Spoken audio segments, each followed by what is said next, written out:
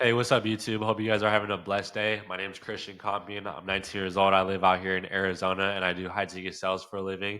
In case you guys are newer to the channel, I basically post all my high ticket sales journey on this YouTube channel where I basically list out all the mistakes, things I'm learning, things I'm improving on in terms of my sales journey to hold myself accountable, but then also to help you guys as well if you guys are in high ticket sales in the first place, or even if you're just doing anything entrepreneur related. Hopefully, you guys are able to find some sort of value from my YouTube channel.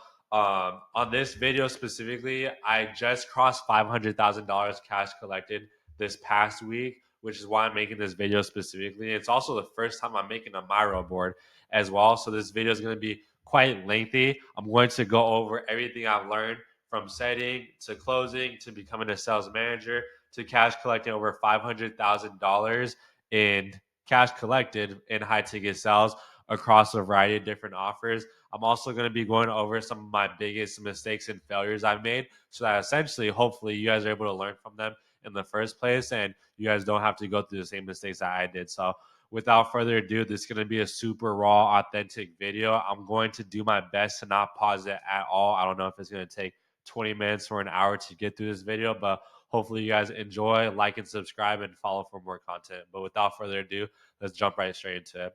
So, in case you guys don't know who I am, I came from a sports background. Normal kid, grew up out here in Arizona. I've been raised out here my entire life, and I came from a sports background: football, baseball, and jujitsu as well. As you can see, I've been doing jujitsu since I was 10 years old. I'm 19 years old now, so next year, technically, I could say that I've been training jujitsu for half of my life, which is why I got into sales in the first place because I used it as a vehicle to match my drive and sports motivation, I guess if you want to call it that, because with a normal job, right, you get paid the same amount as your other coworkers despite how hard you're working. Sales is the complete opposite. How much you're getting paid is a direct correlation to how well you are at sales, which is how I got to the position I am right now. Life before I took sales, I was actually playing football my entire life for like 10 plus years, from like 4 years old up to like 18 years old. And I played football all 4 years in college. So my original plan was to actually go play D1 football at any college. To be honest, I just wanted to go play D1 because football was my sport. I love football to this day. But I got to the point where I was like, I don't really care if I play D1 football or if I make it to the NFL. I soon found out that I just want to make money at the end of the day, regardless if that's football, baseball, jiu-jitsu. And I essentially didn't get any D1 offers out of high school. I had a few D2, a few D3, a few NAIA schools, but I knew that if I didn't want to make it to the NFL, I didn't want to play football. And I just saw myself playing D1 football in college and nothing further than that. So I ended up stop playing football. I ended up making the decision to not go off and play football in college, even though I had a few offers, but that was that at the end of the day. So I actually got my first job in March 2024. So this is about 3 to 4 months after my last football season ended, my senior year in high school, working at Chompies. It's basically like a Jewish deli. I was just doing basic jobs, cashier, working front desk, and spreading cream cheese on a bagel for a lot of old Jewish people in particular. Nothing against old Jewish people. That's just the people that came to the restaurant. Anyways, this opened my eyes to wow, if I don't actually lock in and learn a high value, if I can't offer anything to businesses, if I can't start my own business, I'm going to be stuck at this for the rest of my life. So, this was a huge eye opener for me. I was super grateful to have that experience in the first place because this was one of the biggest pivotal moments for me to where I first like started to take my entrepreneurial sales journey super serious. So, I was grateful for it nonetheless, but I was truly in the trenches at this time. All right, maybe not the trenches. I was making like 16 bucks an hour, like maybe 500, 1,000 bucks per month. Nothing crazy, but at the end of the day, like I hated the job just because I felt so powerless, and I just felt like another number in the business, which is true nonetheless. For most companies, you truly are just a number in the company, and they can replace you any day of the week. So that was a truly eye-opening experience for me. I got my first sales job somehow, some way, June of 2024. This was a month after I graduated high school back in May of 2024. And I started working with Cutco. If you guys don't know who Cutco is, they basically sell kitchen equipment. They're a super good kitchen equipment company. And I was basically doing like cold calling, essentially, setting and closing all my deals. I was actually pretty good at it. I feel like a big reason why I was pretty good at it as well because I was just hungry and I just dialed more than everybody. And I also had a good network from my jiu-jitsu community as well as just my family and friends that were willing to support me in this journey. So it really opened my eyes to the sales world and how much money I could make when I just really put my head down and grind. So I ended up finishing off top 50 in the campaign for, I think it was the summer or the fall campaign of 2024. And I ended up doing about 40 grand in sales at this time as well, which was not too bad.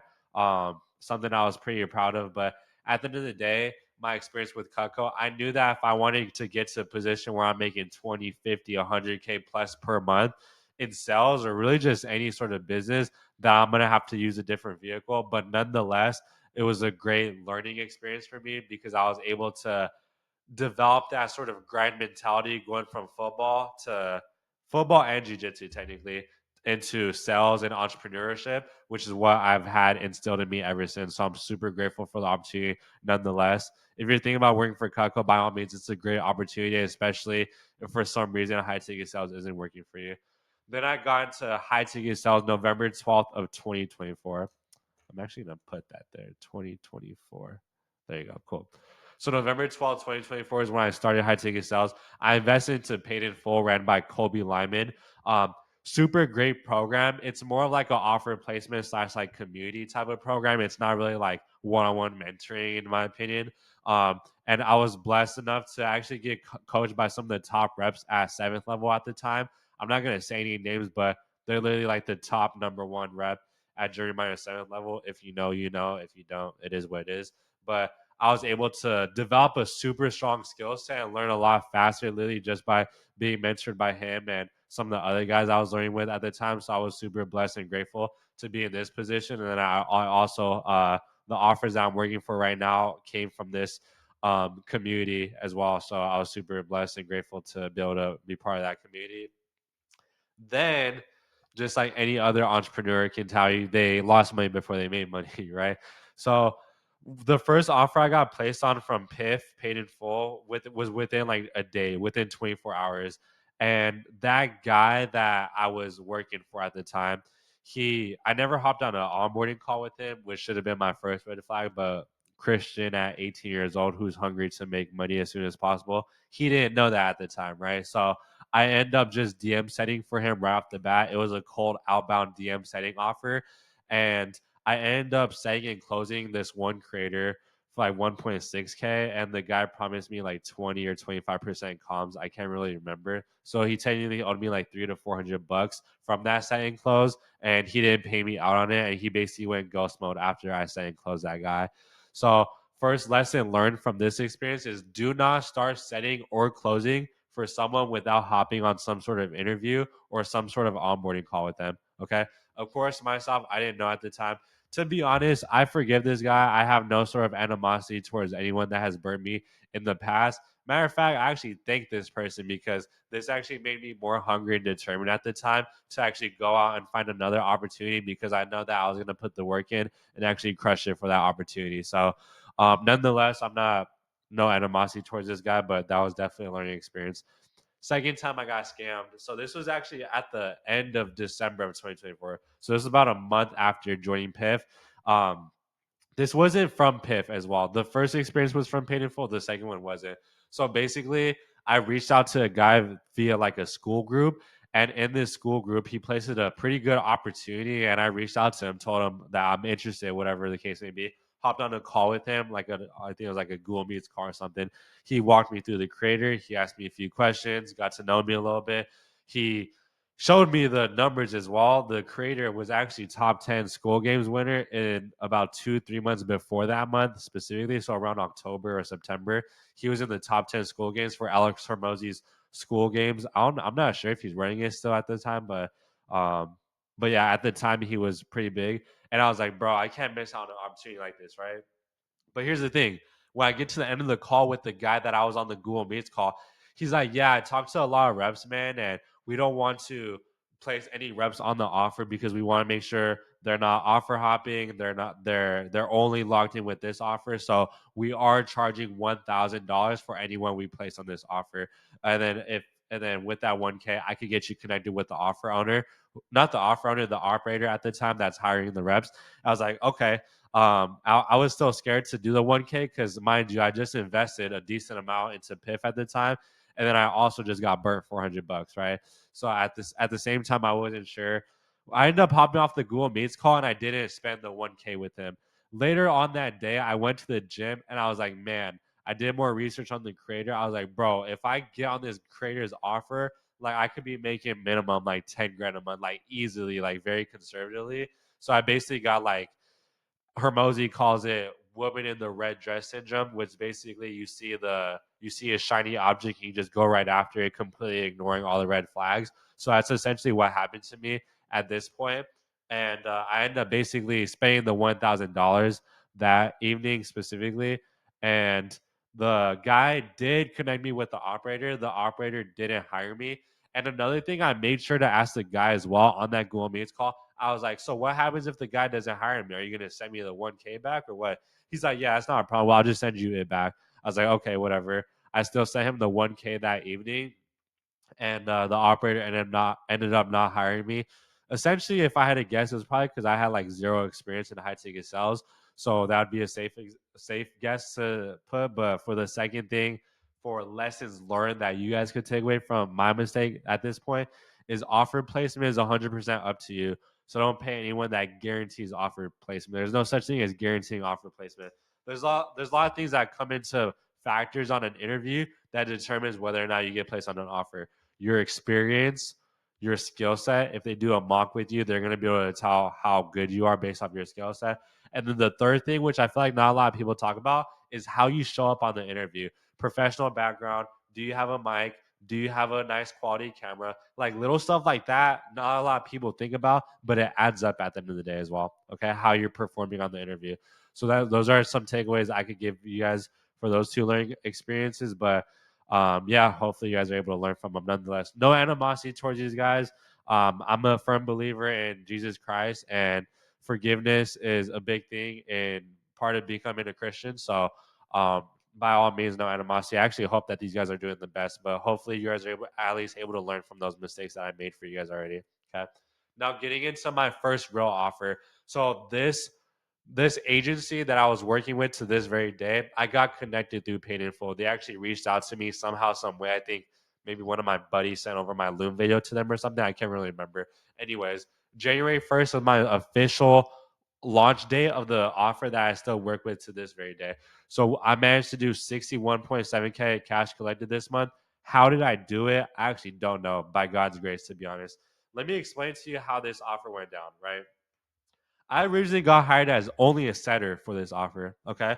The first day, the closers weren't performing, and there's also some stuff that the closers weren't doing on their end. And the operator was like, "Bro, can you take some calls?" I'm like, "Yeah." First day, I had to close my first deal. So my first 24 hours, January 1st, 2025. Talk about New Year's resolution. I land my first offer. The offer launches on that exact same day. I closed my first deal, and I'm also setting as well officially for the first time full time, right? So many things happened to me that I was super blessed and grateful, but that all happened due to having the skill set at the time, as well as waiting for the opportunity to present itself. If I would have just gave up and would have been like, man, high ticket sales is a scam after the 1.4K that I got burnt on, and after 2 months of not making a single penny in high ticket sales, I wouldn't have even gotten this opportunity in the first place, right? That first sell, I ended up making over 6 grand in commissions this entire month in high ticket sales. And I got promoted to closers, not even within the first 40 hours, it was within the first 24 hours, matter of fact. Right. So super blessed and grateful. But to give you guys more context, right? It's not a matter of when you get there. It's a matter of how long are you willing to go to get your feet and teeth kicked in the dirt before you actually wait for the right opportunity to present itself for you to actually go off and succeed in life. There's so many people nowadays, and especially in e-com, that are hopping from business model to business model that have shiny object syndrome like crazy, and people aren't even willing to stick to a business model that's working somewhat good for them for longer than 6 months. Believe it or not, I already looked up the statistic. 90 to 95% of people that start high ticket sales aren't doing it after the first 12 months. My 1 year anniversary on high ticket sales is coming up in 2 weeks. It's October 29th right now. November 12th is 2 years since I've gotten to high ticket sales, right? So whatever you do, stick with it long enough to make it work for you because it's going to work out for you. But if you're not willing to actually stick with it through the thick and thin, you can't expect to start getting results like this, right? And this is really this is nothing. Like I got some other friends that are doing like 10, 20, 30K a month. You know what I mean? So by all means, I'm nowhere near the position that I want to be in, but at least I'm making 5 to 6x what I was making back at Chompies, right? So that I was at least able to get to that point, which I'm still growing from that point. But anyways, moving on from that.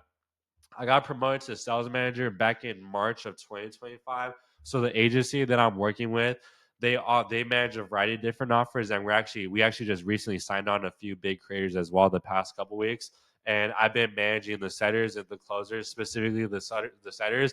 I manage sales teams up to about 7 to about 9 people as well. So it was a learning curve for me as well because it's different from selling compared to having to manage and teach other people how to sell, manage their KPIs, go over goals, make sure that they're performing not just in sales, but also making sure that they're actually showing up as a person outside their life as well to make sure that they're becoming a better person outside of sales calls. So that's just a little call that we've had to show you guys that I've had experience sales managing.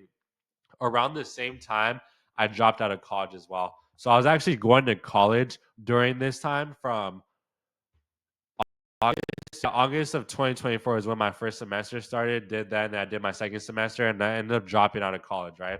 And at this time, I knew that I wanted to do high ticket sales. There's a little pose of me. My girlfriend took this, Lisha, and I hated, all right, hate is a strong word. I strongly disliked college, but I was only going to college to make my parents proud because I knew that that's what they wanted me to do. And I have like two other siblings as well that graduated college as well. So they wanted me to go that path as well because my two siblings, they're doing just fine. But I knew that if I wanted to live the lifestyle that I wanted to live, if I wanted to change the trajectory of my family and just everyone around me, that's going to take a different level of work ethic, risk, commitment, and sacrifices, and college just wasn't meant for me in the first place. So I ended up dropping out. Don't be afraid to drop out of college too soon, to be honest, because I found out that by dropping out of college, a different level of hunger fired up in me to actually go out and make this thing work. So by all means, don't be afraid to let other people's opinions and beliefs down to make your dreams possible. Okay, I'll leave it at that. Okay, now going back into sales managing. Um, I want to break down all the numbers on my statistics and how much cash collected I've done, not just throughout the entire year, but then also per month. Okay. So this is hybrid saying and closing. Majority of my cash collected, 90+% of my cash collected is at a hybrid role. So I'm getting 15% on top of every single dime that I collect for the agency that I'm working with. Okay. Now, each color is a different offer under the same agency. That's why I color coded it to make it not so complicated for me because it took me a while to track all these numbers. So I've cash collected $507,000, $507,342.25. That's the total up to this day. Right now, it's October 29th. Okay. I just crossed $500,000 cash collected last month. So I'm averaging about $50,000 cash collected per month, but I wanted to break down all the numbers for you because I'm not BSing when I'm showing you guys the numbers. I'm not here to fluff and give you guys roundabouts. I'm here to give you guys straight, authentic, no BS numbers so that you guys actually know that I know what I'm talking about when it comes to this. But yeah, that's going to be the numbers breakdown for this entire year. This is my first time breaking down the numbers for sales managing experience. I'll rush through this. This is from March till now. March did about $105,000 cash collected from the two offers I was managing at the time.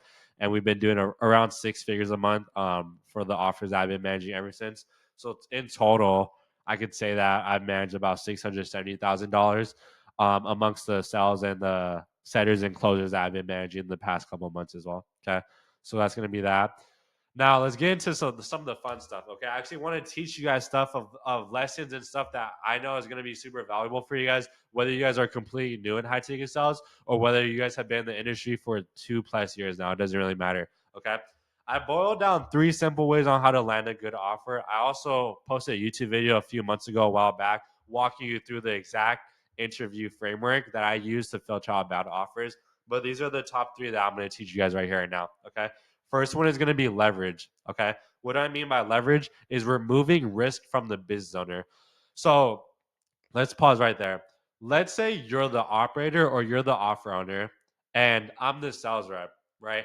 I'm the sales rep, and I go to you, and I'm like, "Hey, John." Let's say your name's John. Hey, John.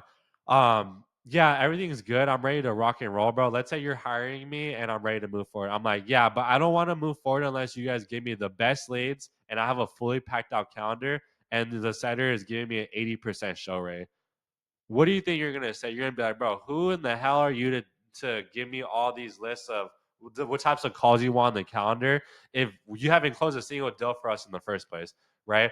So I found that by removing leverage from the business owner, it increases the likelihood that you land on a super good offer despite your skill set not meeting that level that the offer owner would need you to be at, if that makes sense. So, how would you remove leverage from the business owner from his perspective? Yeah, everything's good to move forward, John. Matter of fact, John, I know that I haven't really closed at a single deal for you guys, and I'm actually open to starting off with a half-packed calendar or starting off with your outbound leads that you guys are getting. So a lot of the colder leads so that you could see my first sales call, my first 2 to 3 sales calls. And then by the time I feel confident in my skill set and my ability, that you're going to like me enough to bump me up the depth chart so I can start getting more warmer inbound leads. Okay. Now, see what I just did there? Like, I'm literally taking all the leverage away from the biz owner or the manager that is interviewing me just by being willing to humble myself enough to get my foot in the door with a super good offer in order to work my way up the ladder. Right. So that's definitely a big thing that I feel like not a lot of people talk about is removing leverage from the biz owner. But how can you do this? You can only do this if you trust in your skill set in the first place, which is getting into the second step. So stand out skill set, be different.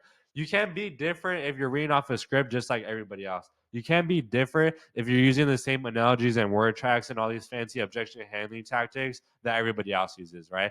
If your methodology doesn't align with the person you want to become and essentially your goals as a human being and as a sales rep, then you need to switch it, which is why I got into scriptless selling. Okay. So you need to be different. You need to sound different. You need to sell different. You need to talk different. You need to carry yourself different, not just as a salesperson, but then also in life as well. Because you can't expect to carry yourself different in sales if you can't carry yourself different as when it comes to just being a normal human being. Okay. Now getting into the third part is your network, right?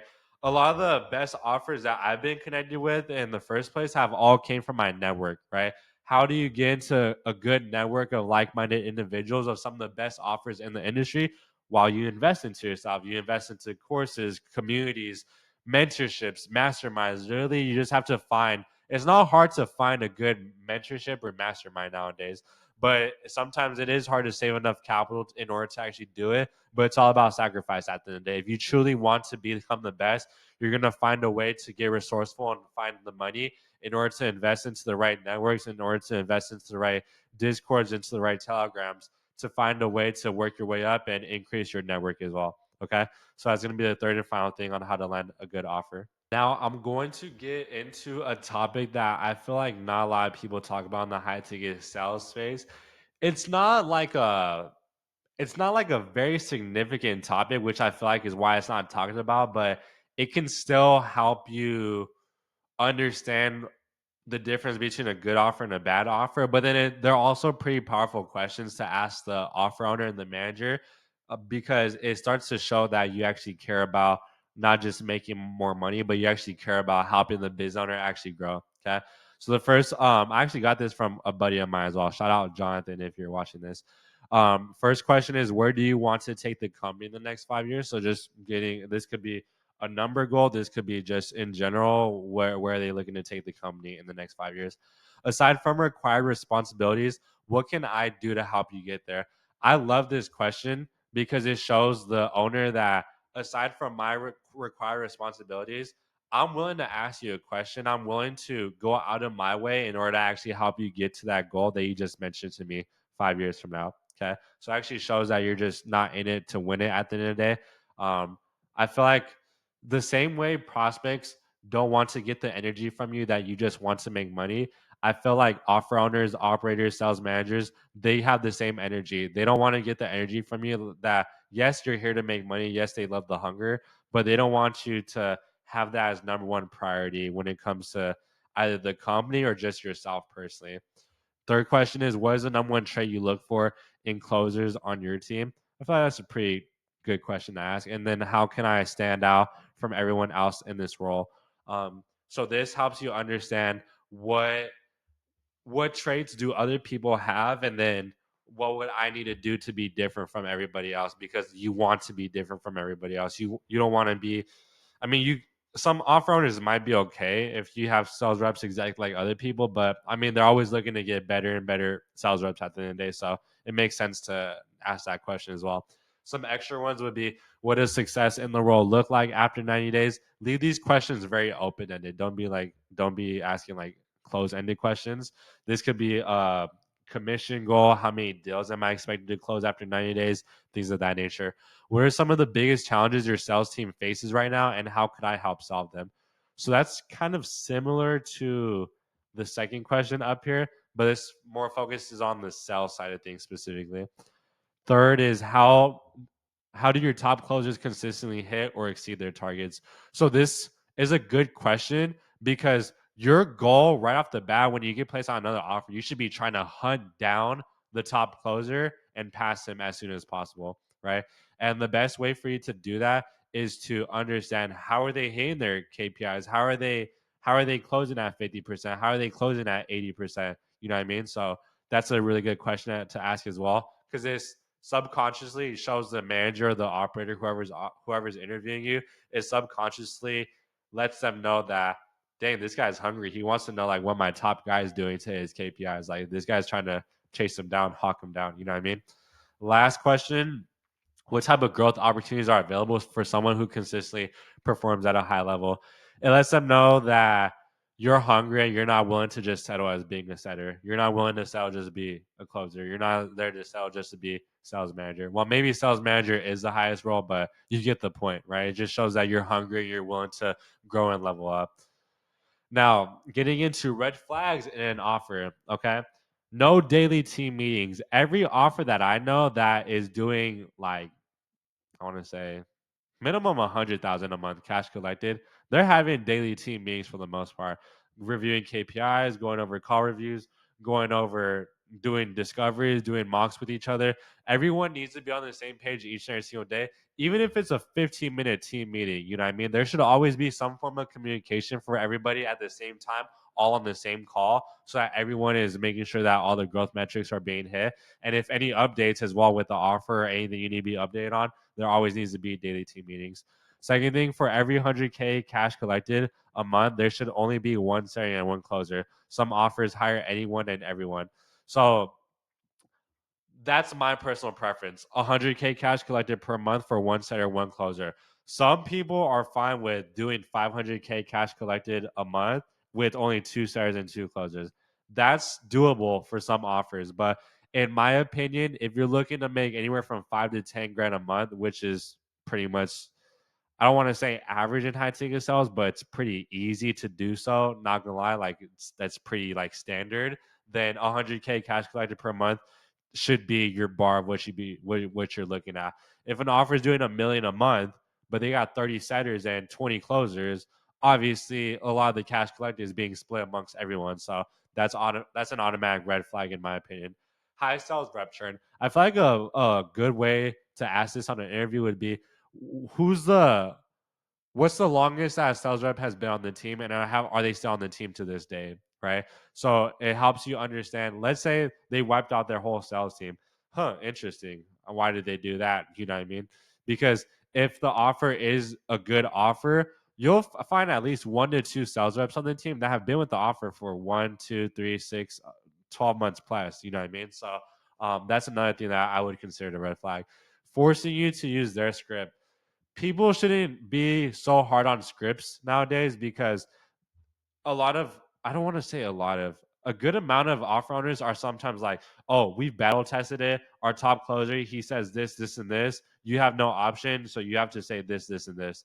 Imagine being forced to use a script and you sound robotic. And of course, it works for the other closer because they're a different human being. You're not the same human as them. You shouldn't be saying the exact same bar for bar lines that they're using in the first place. So I would personally never go with the offer that is forcing you to use their same script. No true marketing team.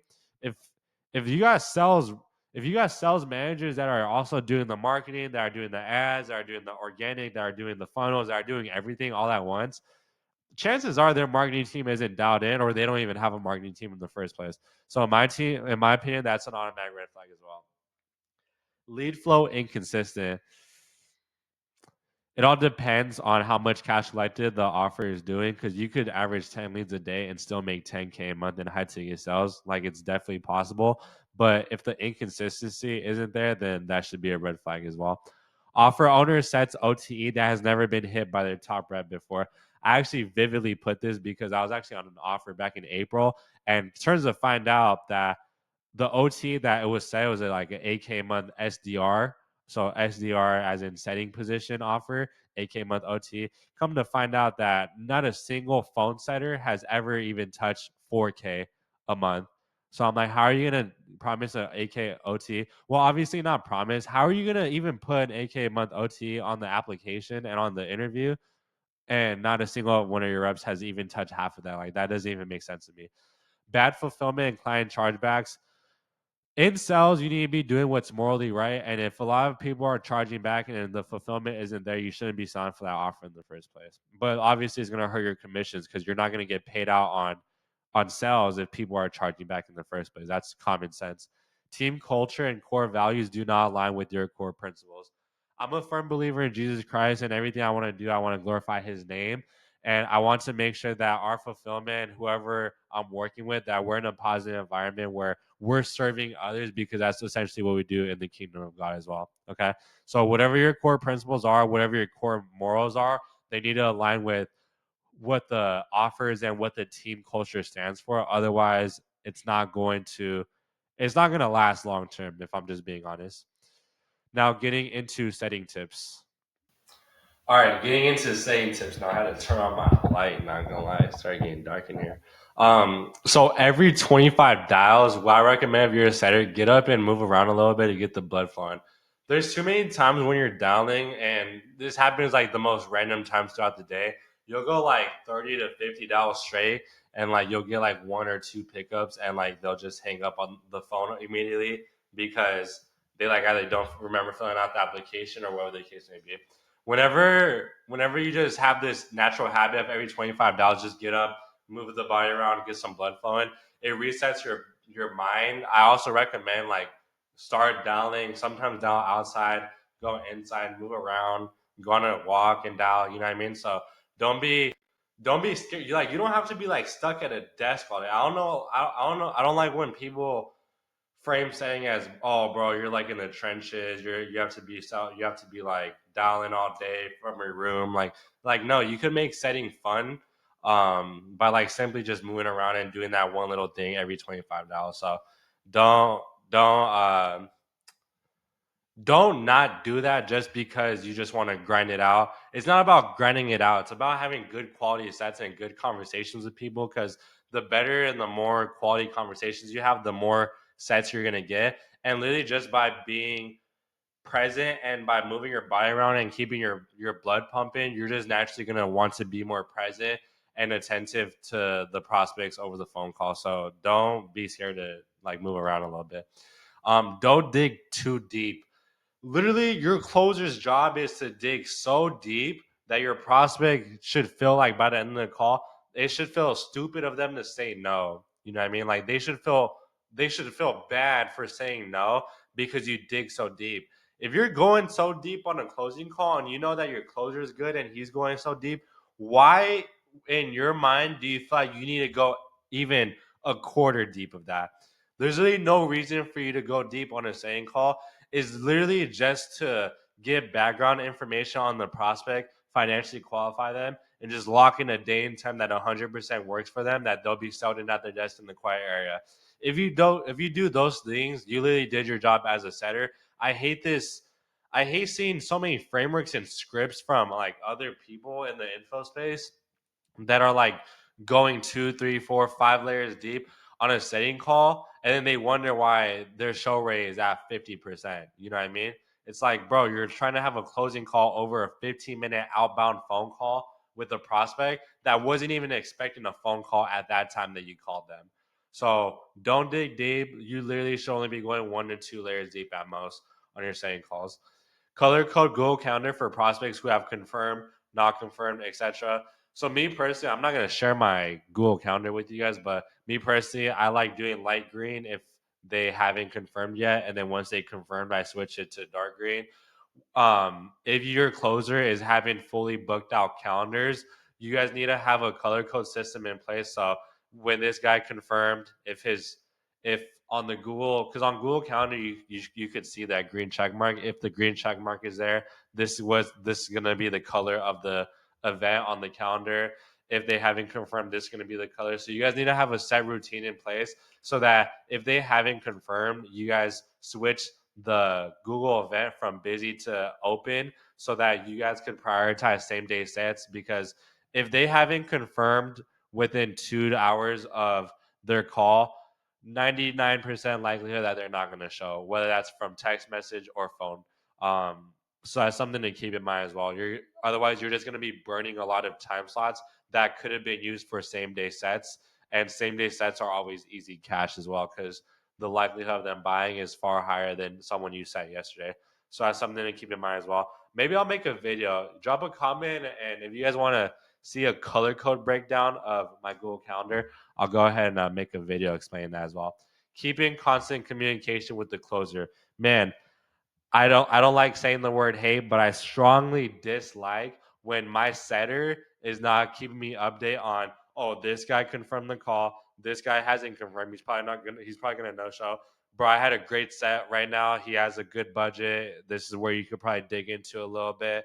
And I can't stand when setters are just being lazy and aren't keeping me in communication with the prospects that they have set on my calendar. I just want to make sure that you guys understand that from a closer's perspective, so that if you're setting and you've never closed before, you know that your closer wants good communication and constant communication with you throughout the day, regardless of where you're at right now in your sales journey.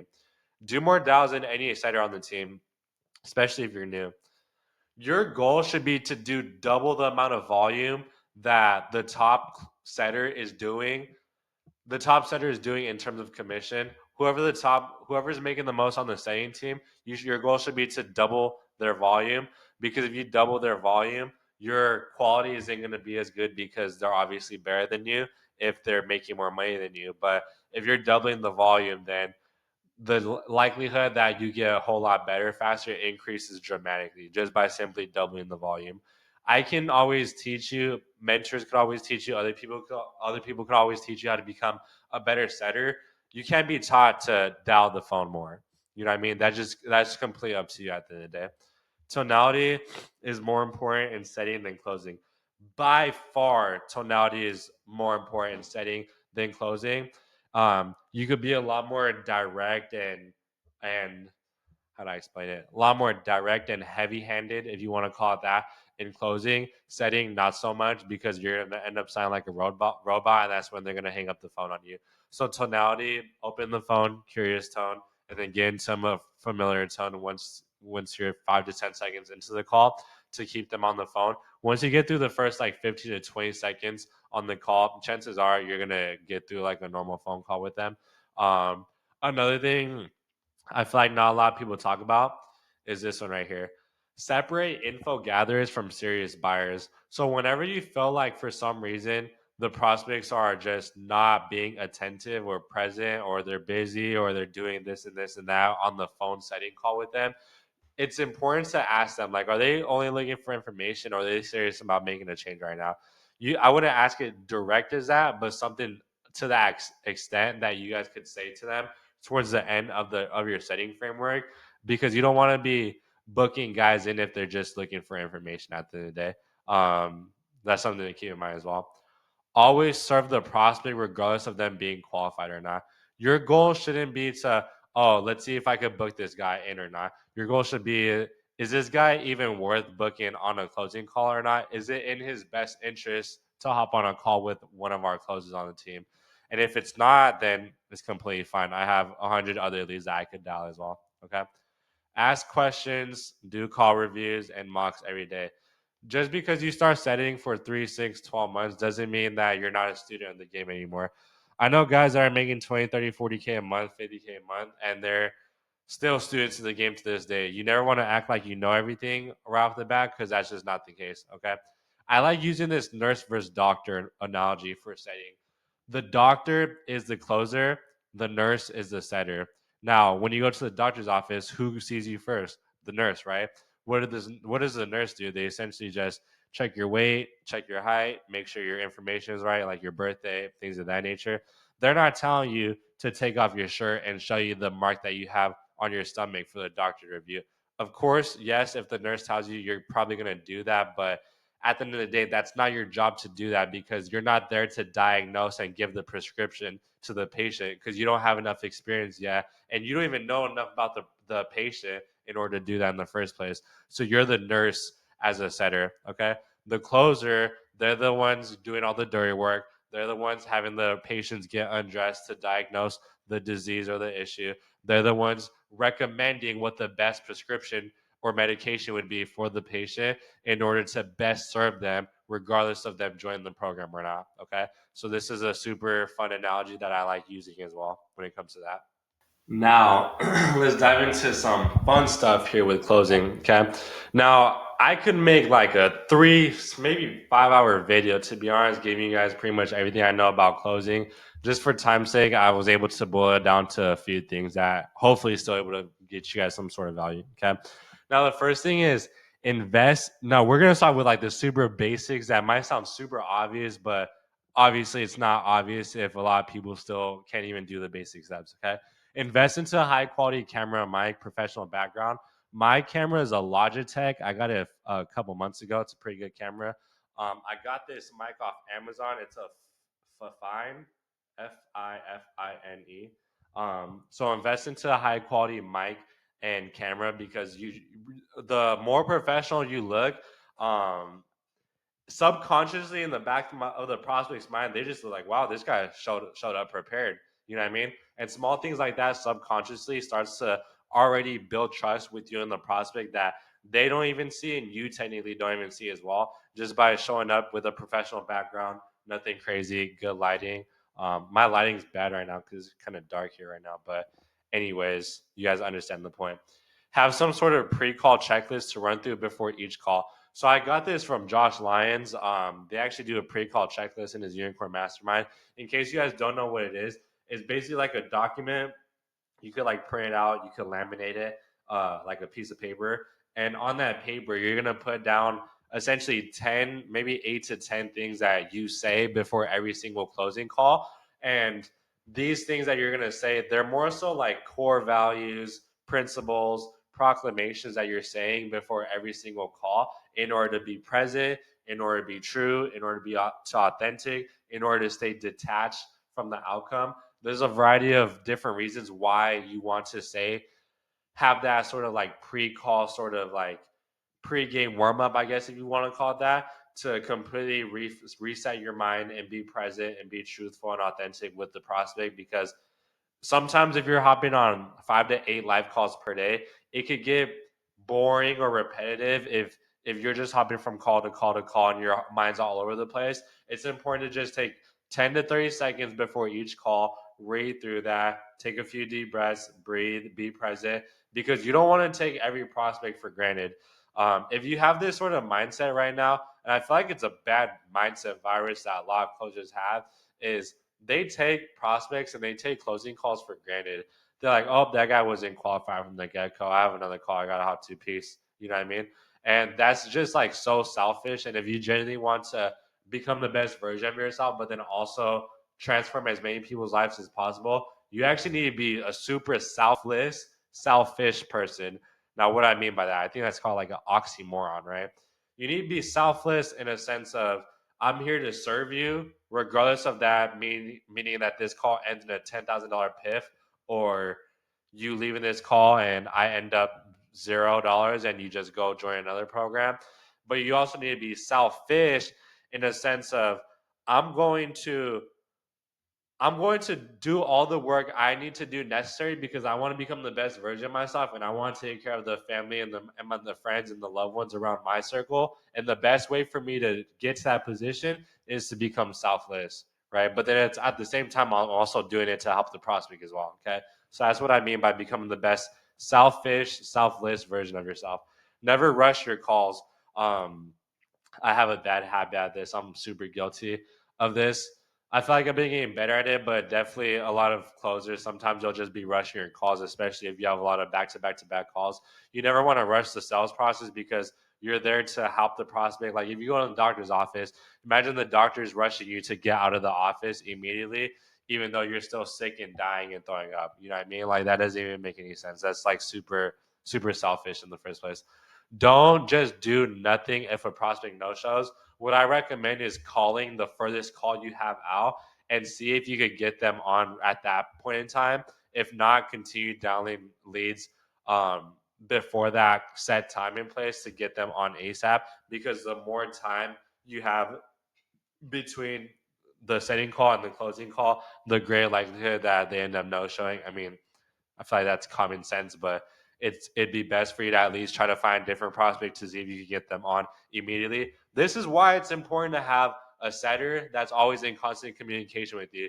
You always want to have a setter that you're able to hit up whenever and be like, bro, I have a no show right now. Who's up next? You know what I mean? Who's up to bat next? Who's up next? You know what I mean? Like I'm ready to get going.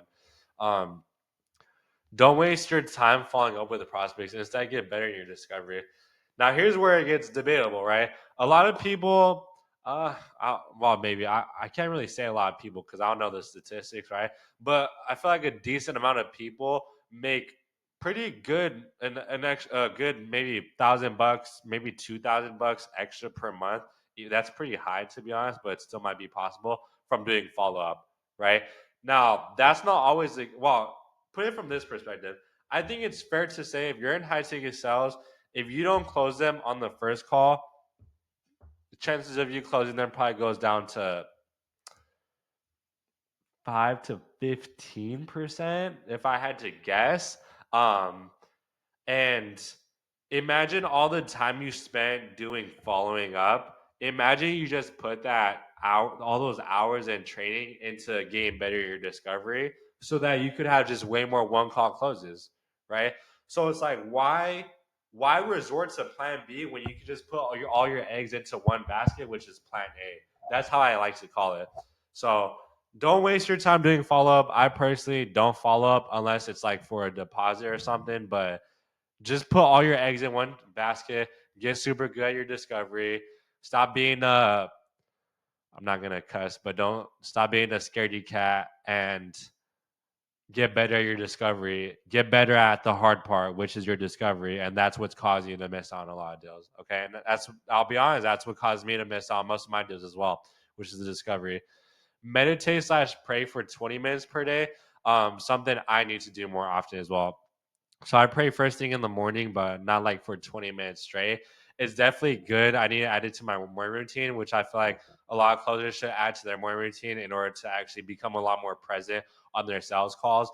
Is really just find a room or be outside and meditate or pray for 20 minutes per day. Be grounded, focus on your deep breathing, really connect with nature, really just focus on your breathing intake so that that transfers over to your sales calls when it comes to becoming more present. Um, Morning walks, do that every day. Hydrate, do that first thing in the morning. Sunlight, get movement, go on a walk.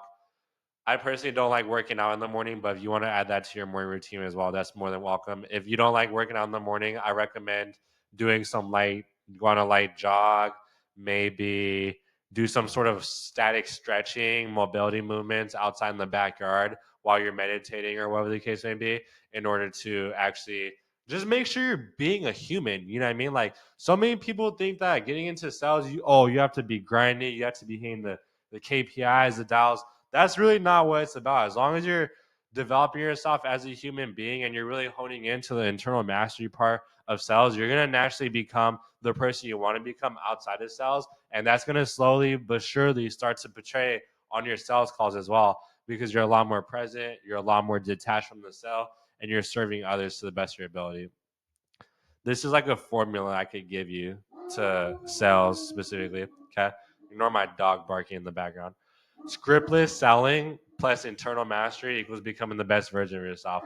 Having the right methodology that's challenging enough that forces you to get outside of your comfort zone, and focusing on what matters outside of your sales career, which is internal mastery, that allows you to become your best version of yourself externally, but then also internally as well. Okay. So that's kind of like a formula I could give you. So all the closes out there, just be present, become a better human being, focus on sharpening your sword each and every single day, getting 1% better. That's basically to summarize this entire section. Now, getting into rationalization versus self actualizing. So, I learned this a lot from Josh's YouTube channel. I'm not in his mastermind quite yet, but essentially, the biggest, maybe not the biggest, some of the biggest topics he talks about is rationalization versus self actualizing. So, I'm just going to read this through. You guys are probably going to know what I'm talking about just by reading it through. Ownership versus blame, presence versus absence, scriptless versus scripts, authentic versus fake, internal versus external, uncomfortable versus comfortable, right? So ownership versus blame. Are you blaming others for you not being in the position you want to be, or are you ready to take ownership? On your sales calls, are you being present? Are you being in the moment, or are your heads in the clouds and you're waiting and you're just waiting to ask your next question that you already have on your pre-planned script, right? Scriptless versus scripts. Are you having a no BS authentic conversation with prospects, or do you already have pre-planned questions and you're going to ask them regardless of the answers and the energy your prospects are giving you on the calls? Authentic versus fake. I mean, that's self-explanatory and there's no need to explain that. Internal versus external. Internal is who you are as a person and your core values and your beliefs and the spiritual side of sales that not a lot of people talk about. External is your skill set.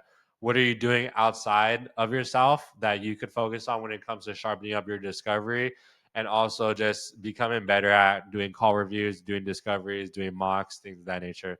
Uncomfortable, being comfortable. The second you become comfortable in sales is the second that your dreams die, essentially.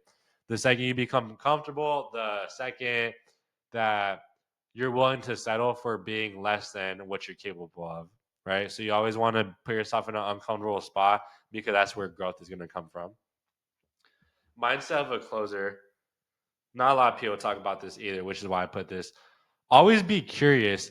A lot of my buddies do NEPQ, but they love the idea of scriptless because they know that it works, and they like the sort of they like how it connects to forcing yourself to become a better version, because you can't ask good questions if you're not focusing on becoming a better version outside of sales. And a thing they're like, how do you know what types of questions to ask in scriptless? Like, do you have a framework? Do you What type of mindset, like what's going through your brain when you're going through a full authentic no scriptless conversation? Take a step back from that real quick. If you're going to talk with one of your buddies that you haven't talked to in 6+ months, are you like, oh, I don't know what types of questions to ask because it's been so long since we talked? Or let's say you even go talk to a guy that you've never met in your life. Are you thinking into yourself like, oh, I don't know what types of questions to ask? No, you're curious. You're asking them questions based off what you see, based off what you hear, based off what you feel. So literally the first mindset shift you need to take on as a closer is just be more curious, right? Be more human. Humans are curious creatures. Otherwise, we wouldn't have gotten to the position of being able to essentially build. What is that like? Look at some of the tallest towers in the world. I don't know what I was thinking, but you guys understand where I'm coming from. Like, you have to be curious. You have to want to ask questions, right? Second thing is detach from outcome. Stop caring so much about the money. The less you care about money, actually, the more money comes to you naturally in sales. The less you care about trying to convince the prospect that they need to join your program right now, otherwise they're going to regret it for the rest of their life. The less you do that, the more deals you're going to close. So literally just go into the call so detached, like, man, I got 50 grand sitting in the bank account. I don't need to do anything from that perspective. You know what I mean? Like you don't like having that sort of mindset. Like, bro, I have 100 grand in my bank account. I have $1 million in my bank account. I don't need your money. You know what I mean? When you take on that sort of mindset and philosophy shift in your internal self, you just come off like a different animal completely to your prospect in a good way as well. Accountability, just take on full accountability of why you're in the position that you're in right now, and taking on accountability of why you're doing or why you're not doing what you know you need to be doing in order to set yourself up for success as well. Fourth, I mean, it sounds obvious, but actually care about your prospects. And caring about your prospects also means that if this guy has 4 grand to his name and the program costs over 4 grand, obviously, yes, get him on a payment plan or financing. Don't take all of his money. You know what I mean? That's by carrying them. That's by caring for them, because obviously you want to make sure that you're setting them up for success as well. Okay. Fifth thing is be present. I've already talked about this a lot. The reason being present is so crucial is because if you're not present on a sales call, you're going to miss out on such small words and small details that are going to be the biggest game changer. And the more you miss out on those subconsciously in your prospect's mind, you're just losing more and more trust with them. And that's how people lose deals at the end of the day.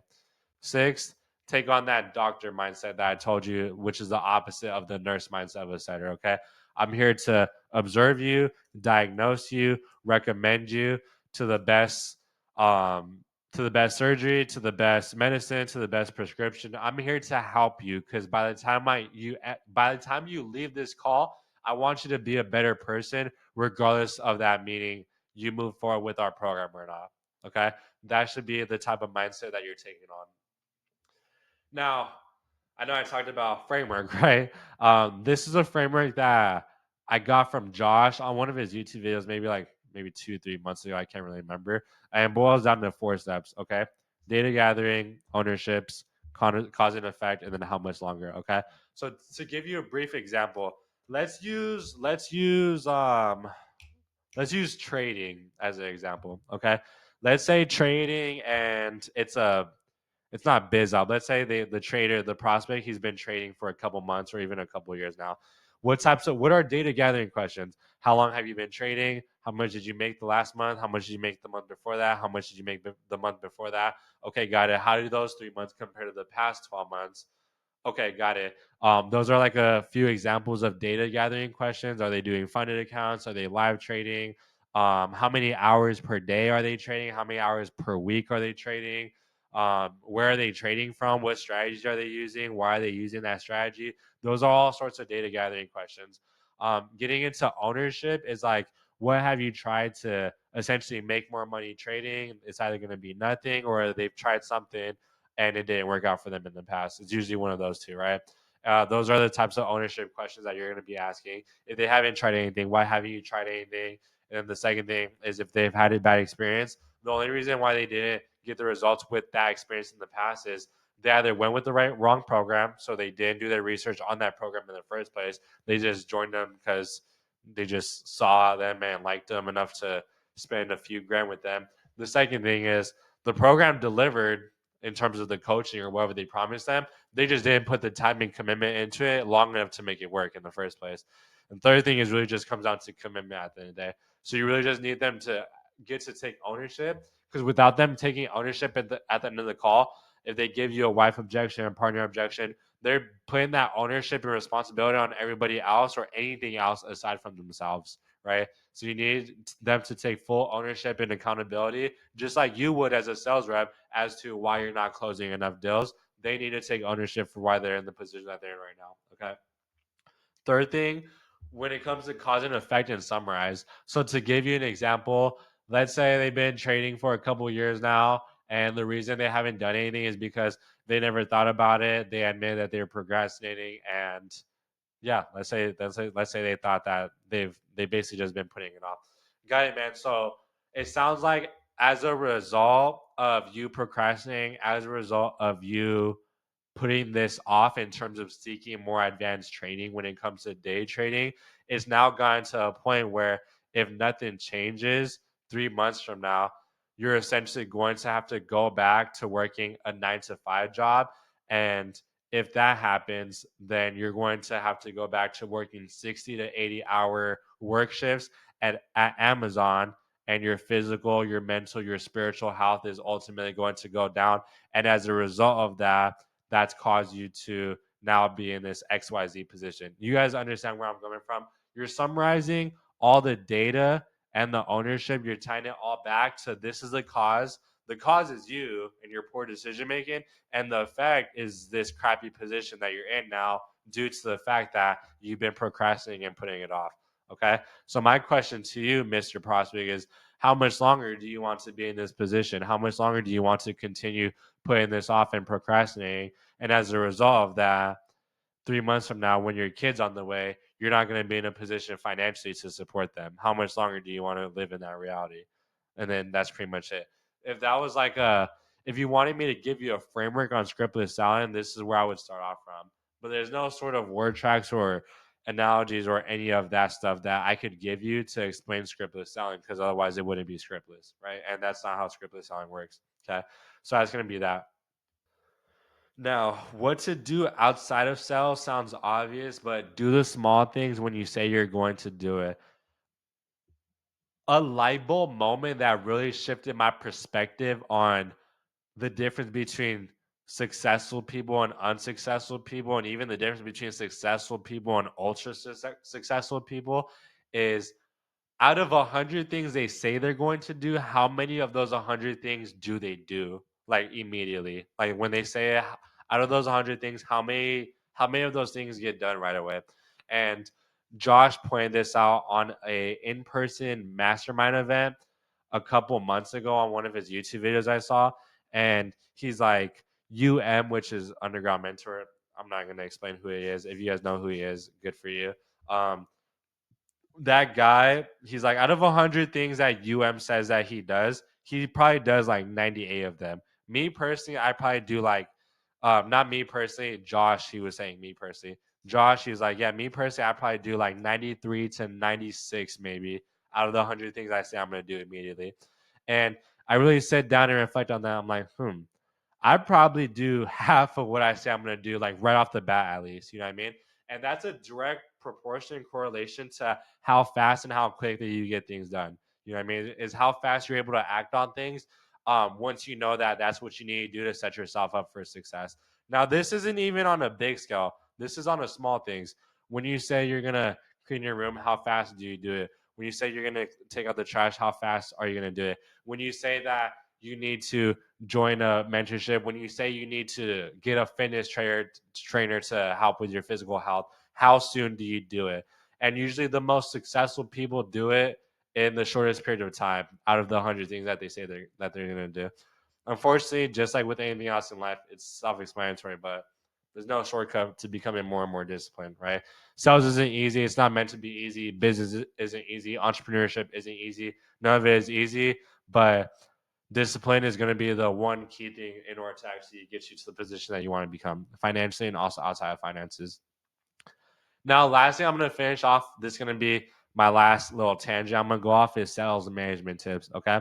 I haven't really talked about sales management the past couple of months because, to be honest, it truthfully hasn't been my main focus. But going into 2026, I definitely will start posting a lot more sales management tips for guys who are managing setters teams, closing teams, or just sales managing and overseeing the whole sales process.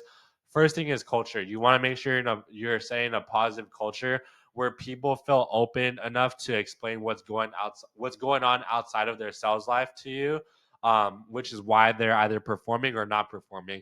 Because you need to have that sort of connection with your setters and closers. Otherwise, they're just gonna feel like you're just another number to them, and that if they stop performing, that you're just going to replace them right away. You never want to have that sort of energy with your starters and closers. You obviously want to set the tone and culture for the entire team as well. Set projections and goals.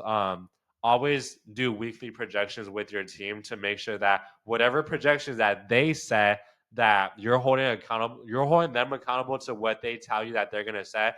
Okay, setter, let's say his name is John. Okay, John, how many sets do you plan on getting this week? 25. Okay, that's 5 a day. Okay, got it. End of the week, when we look at the numbers, if he's at 23, okay, got it, John. What stopped you from getting an extra 2 sets on the board? Like I'm holding you accountable to the projections and goals you set, because not because I care about growing the offers and the agency, because I care about you as a person, John, and I'm here to hold you accountable. So it's important to set projections and goals when it comes to that. Weekly reflections at the end of every single week, have your setters fill out what they think went well, what didn't go well, and then action items that they're going to do to fix what didn't go well throughout the week, whether that's their sleep schedule, whether that's they weren't going to the gym consistently, whether that's they weren't doing their call reviews, whatever the case may be. Make sure that they're doing weekly reflections so that as they're doing their reflections, they're reading through that, have them share it with you on the Monday team call in the morning, and they should be really sitting down to analyze what they need to do differently going into the following week so that they actually learn from their mistakes and they're not just going into the same week with the same mindset. Otherwise, you're expecting to get a different result, but you don't even know what you need to improve on in the first place. That's the definition of insanity. Doing the same things over and over again and expecting a different result.